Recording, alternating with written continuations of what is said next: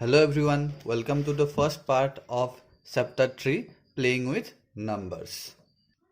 So last year यानी class 5 में जो हम लोगों ने पढ़े थे फैक्टर्स, मल्टीपल्स, एचसीएफ, एलसीएम, वही सारी चीज़ों को हम लोग इस साल इस चैप्टर में पढ़ेंगे. ऑब्वियसली लास्ट ईयर से थोड़ा सा ज़्यादा ही पढ़ेंगे. क्योंकि लास्ट ईयर हम लोगों ने ये सब पढ़ ही लिए थे, तो लास्ट ईयर के नॉलेज के बेसिस पे हमें एक वार्म अप एक्सरसाइज करने के लिए दिया गया है. तो चलो इसे जल्दी से जल्दी सॉल्व करते हैं. सो वार्म अप एक्सरसाइज में जो पहला क्वेश्चन दिया हुआ है, solve the following. A number में क्या दिया हुआ है, right 4 multiples of 3. So multiples तुम लोग को शायद याद ही होगा कि क्या होता है, जो मल्टीप्लाई करने के बाद जो प्रोडक्ट मिलता है उसे हम लोग मल्टीपल्स बोलते हैं. तो चलो इसको लिखते हैं. सो तुम लोग लिख लो 4 मल्टीपल्स ऑफ 3 आर. 3 का 4 मल्टीपल्स लिखने के लिए बोला गया है. तो मल्टीपल स्टार्ट कहाँ से होगा, 3 इंटू 1 इक्वल 3, इसी से शुरू होगा. जैसे कि 3 का टेबल होगा, फिर 3 2 जा 6, 3 3 जा 9, 3 4 जा 12. तो 1 2 3 4 हम लोगों ने 4 मल्टीपल्स लिख दिया है. तो यही हो गया इसका आंसर. बी नंबर क्वेश्चन में दिया हुआ है, right the fifth multiple of 20. तो fifth multiple of 20 is, fifth multiple पूछा गया है. सो 20 इंटू 5, 20 इंटू 5 कितना होगा. सो ये हो जाएगा 100. अगर सिक्स्थ मल्टीपल पूछता तो 20 इंटू 6 कर देते, है ना, बहुत ही easy. Next I think C and D number तुम लोग कर ही लोगे. अप टू 48 तक लिखने के लिए बोला गया है 4 का मल्टीपल्स. तो 4 8 ऐसे लिख के जाना. फिर right the multiples of 11 between 50 and 100. तो 11 का मल्टीपल्स कैसा होता है, 11 22 33 44 ऐसे होता है. लेकिन स्टार्ट 50 या फिर 50 के बाद से करना होगा. तो 50 तो आता ही नहीं है 11 के टेबल में, तो 55 से शुरू होगा, है ना, और जाएगा 99 तक. उसके बाद तो 100 के ऊपर आ जाएगा.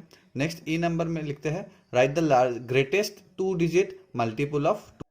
देखो 2 का मल्टीपल मतलब इवन नंबर्स, है ना. तो सबसे बड़ा 2 डिजिट का इवन नंबर कौन सा है, 98 है. तो ये 98 ही हो जाएगा, क्योंकि इसके बाद 100 आ जाएगा जो कि एक 3 डिजिट नंबर हो जाएगा. 2 नंबर में दिया हुआ है, right all the factors of 8 12 15 and 16 दिया है. तो देखो फैक्टर्स हम लोगों ने लास्ट ईयर बहुत सारे किए थे, तो 8 का मैं दिखा दूंगा, बाकी सब तुम लोग को खुद करना होगा.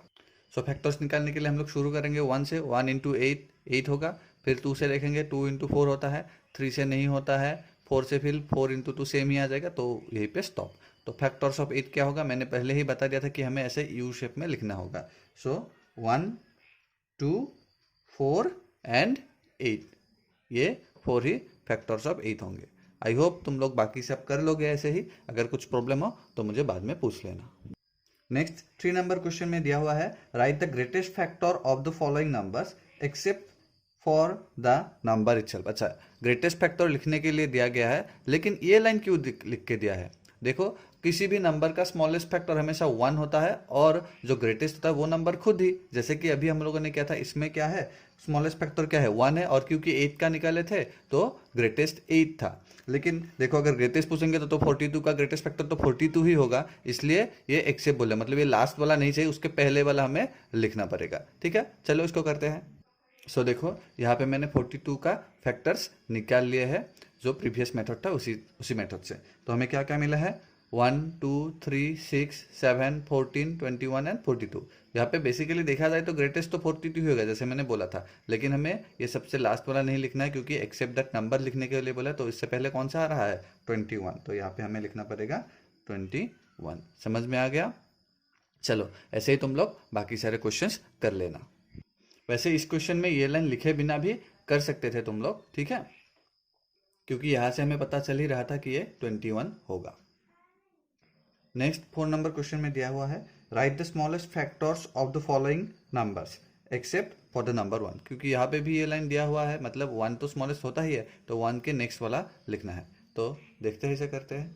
सो यहाँ पे भी हम लोगों ने क्या किया है, 54 का फैक्टर्स निकाल लिया है, और इसमें से हमें डायरेक्टली यहाँ से पता चल ही गया है कि 1 के बाद जो नेक्स्ट फैक्टर आएगा वो 2 आएगा, और इसीलिए रिक्वायर्ड स्मॉलेस्ट फैक्टर क्या हो जाएगा, 2 हो जाएगा. वैसे अगर इवन नंबर, कोई भी इवन नंबर दिया हुआ है और ऐसा क्वेश्चन पूछा गया है, तो इसका आंसर 2 ही आएगा, क्योंकि हर एक इवन नंबर क्या होता है, 2 का मल्टीपल होता है. 5 नंबर क्वेश्चन दिया है, draw a factor tree for 18 and 24. ये क्वेश्चन मैं करके नहीं देने वाला हूँ, क्योंकि हम लोगों ने लास्ट ईयर खूब सारे फैक्टर ट्रीज ड्रॉ किए थे. सो ये तुम लोग करना और मुझे भेजना, मैं चेक कर दूंगा. 6 क्वेश्चन में हमें दिया हुआ है find all the prime and composite numbers from 1 to 10। So I hope prime and composite number तुम लोग को याद होगा ही, सो मैं ये लिख के दे देता हूँ। सो इसका आंसर ऐसे लिखो, प्राइम नंबर्स क्या क्या होगा 2, 3, 5 एंड 7, मतलब इसका कोई ये और एक के अलावा दूसरा फैक्टर्स नहीं है। और सिमिलरली कॉम्पोजिट नंबर्स क्या हो जाएगा 4, 6, 8, 9 एंड 10। हाँ, अप टू 10 था ना, सो 10 को हमें लेना पड़ेगा, ठीक है, बिटवीन नहीं था। और हाँ, यहाँ पे 1 कहीं पे भी नहीं आएगा क्योंकि 1 प्राइम भी नहीं है और कॉम्पोजिट भी नहीं है। 7 क्वेश्चन में हमें दिया हुआ है if 7 into 5 equal 35 and 35 into 3 is equal to 105, then state true or false for the following statements। अच्छा, तो इसे समझने के पहले हमें कॉन्सेप्ट दोबारा रिपीट कर देता हूँ। आई होप तुम लोग को ये वाला याद ही होगा।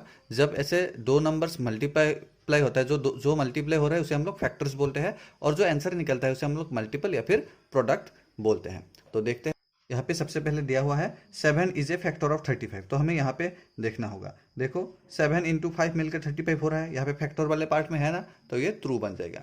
नेक्स्ट दिया है 105 इज ए फैक्टर ऑफ 3, तो 105 3 का फैक्टर, देखो 3 का फैक्टर इक्वल टू 3 बनना पड़ेगा। क्या 105 इंटू समथिंग इक्वल 3 बन सकता है? नहीं, तो ये बन जाएगा false. 35 is a multiple of 5, हाँ, क्योंकि 7 into 5 मिलके ही तो 35 हो रहा था, तो 35 तो मल्टीपल पे ही है, तो ये मल्टीपल हो जाएगा।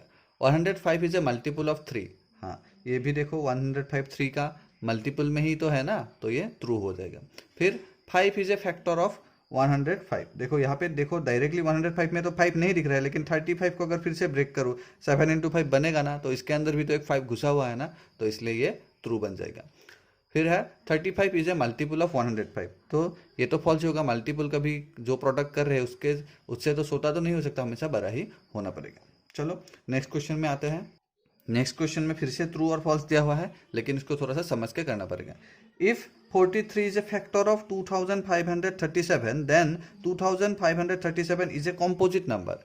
देखो कॉम्पोजिट नंबर कैसा नंबर कॉम्पोजिट होता है? जिसका फैक्टर्स क्या क्या हो, 1 वो नंबर खुद और कोई दूसरा एक नंबर भी उसका फैक्टर होना। और यहाँ पे तो डायरेक्टली दिया ही हुआ है कि 43 इसका एक फैक्टर है, तो 1 और ये नंबर के अलावा 43 भी इसका फैक्टर बन गया, तो ये कंपोजिट नंबर ही होगा, प्राइम नंबर नहीं हो सकता।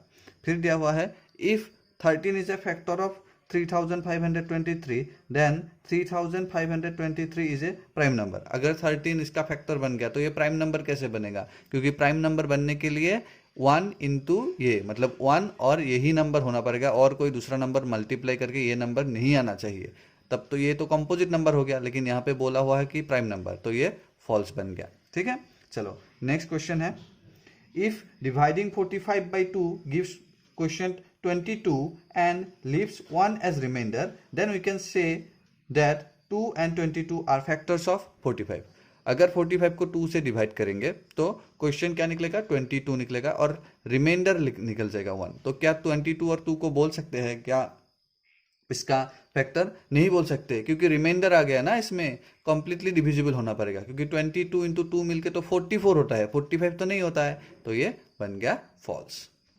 सो स्टूडेंट्स, आई होप तुम्हें ये वार्म अप एक्सरसाइज समझ में आ गया होगा। अगर कोई भी डाउट हो तो मुझे ज़रूर पूछना। मिलते हैं नेक्स्ट पार्ट में। Thank you.